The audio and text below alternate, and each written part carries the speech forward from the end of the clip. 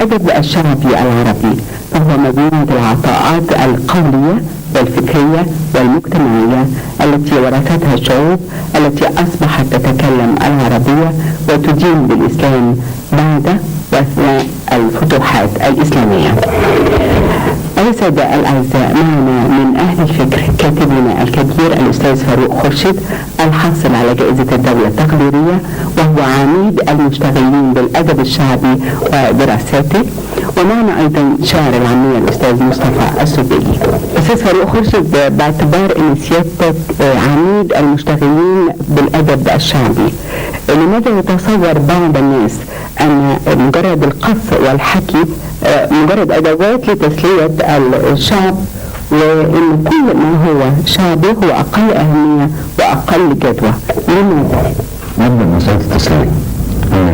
الحقيقة القص شعبي ما كانش قصده يسلي الناس، صحيح هو جزء من رسالة العالم الشعبي التسلية والتسلية، ولكن الأصل فيها هو جمع الخبرة وجمع عطائه اللي استفادوا فيه من تجربته في الحياة لإعطائها للأجيال التالية أو للناس اللي عايش معاهم في السنة اللي بيقولوا لهم الحكاية دي. فالحكاية إطار فقط لتجارب إنسانية كبيرة جدا وذخيرة من موجودته هو الشعبي، إذا حملته اللغة من ناحية أو إنه هو نفسه من ناحية، وحملته أيضا مناعته الشعبية كلها. سيادتك إيه في إن كل ما يقدم من أدب وشعر شعبي فهو أقل جودة مما يقدم من الأدب العام؟ أنا يعني مش مع الرأي ده، لأنها بتعتبر خلاصة تجارب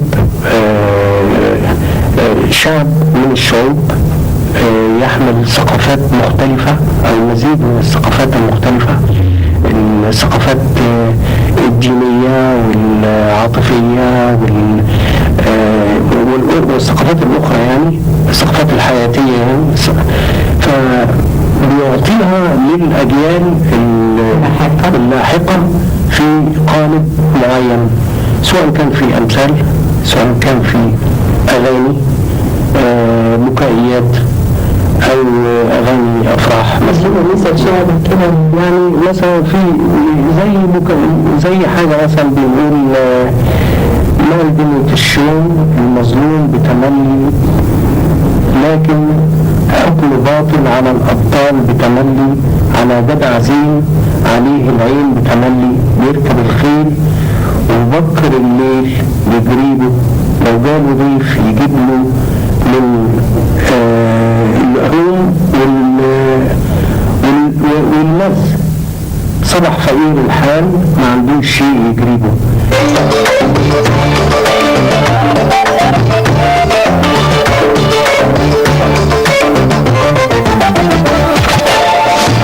أستاذ فاروق، لما حصل عودة جادة للموروث الإغريقي من الإلياذة والأوديسا، هل ده أفاد جدا في ربط جذور الأدب الشعبي؟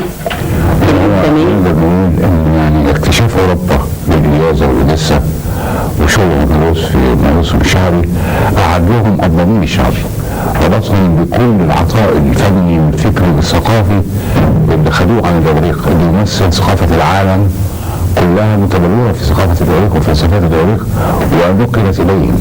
فلما كتبوا وهم يتواصلون مع هذا التراث التاريخي يعودون مرة أخرى إلى عمق معنى الوجود في نفسهم، عمق إحساس الإنسان، علاقاته هو بالوجود وبالقوى الظاهرة التي تؤثر في حياته وفي وجوده. وعشان كده العمل ده ما بيعبرش عن فن، يعني ما نقدرش نقول ان ده كتبه هوميروس. هوميروس صاغ الصيغه الاخيره، لكن العمل نفسه بالإلياذة والأوديسا وخلافه هي اعمال اجيال متعاقبه من الفنانين اخذت البدايات وكملت عليها، واعطت في كل مرحله من المراحل عمق تجربتها الانسانيه المعاصره لها.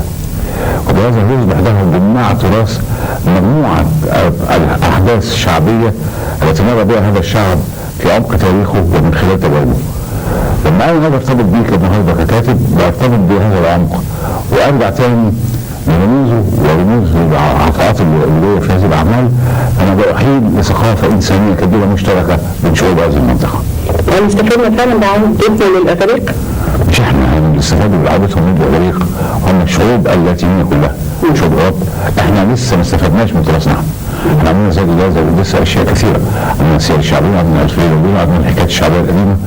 ده لغايه دلوقتي النقاد ما اكتشفوش او ما التفتوش الى اهميه ان يرتبط المبدعين الجدد بالعطاءات الفنيه الشعبيه القديمه التي قدمتها هذه الاعمال المجمعات الادبيه الشعبيه الكبيره اللي تحمل عطر التاريخ وتحمل شخصيه الانسان العربي المسلم على مر الزمن ومواقفه من الحياه ومن الناس ومن العلاقات بينه وبين الطبيعه وبينه وبين احداث التاريخ. علما بان الربط بالجذور بيدي دفعه اقوى للامام.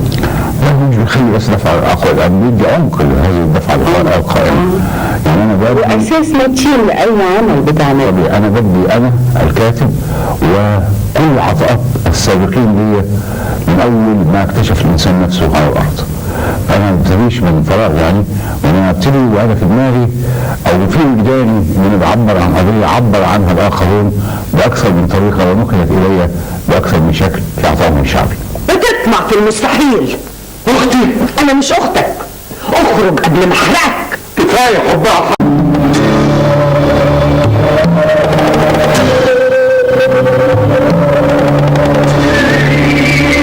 الإنسانية اللي بيدعو الدين إلى تطبيقها، الفضيلة، الخلق، الكرامة، الاعتزاز، معنى المساواة، معنى الإخاء، معنى الحرية، معنى التعاضد والتعاطف الإنساني.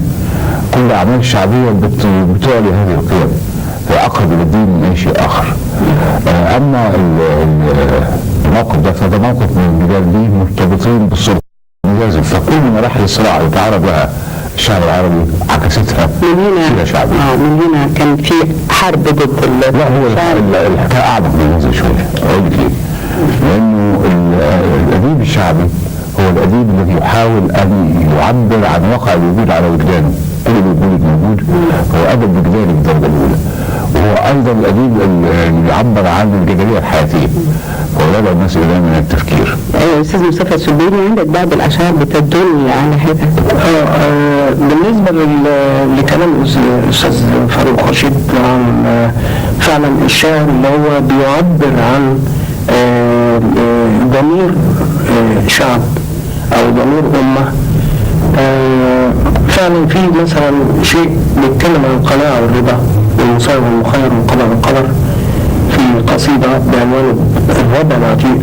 مثلا بتقول بيتهم قديم جدا وقايل الصوت، في ناس تقول البيت ده مبني في عهد خوفو، وناس تقول في عصر توت غايته وانا راجع على بيتهم بفوت البيت رقم 10 في حاره العنكبوت، مكتوب على بابه والسعد للموعود، اللي دخل مفقود واللي خرج مولود. سألت عني عن حاله ازاي عياله، وسكت والصمت اتكلم والصبر جوايا اتألم. ده حاله قبل ما بيجاوب على السؤال لازم يسرح ويلم رجليه يتمدد او يتنهد او السلامة بيتبحبح.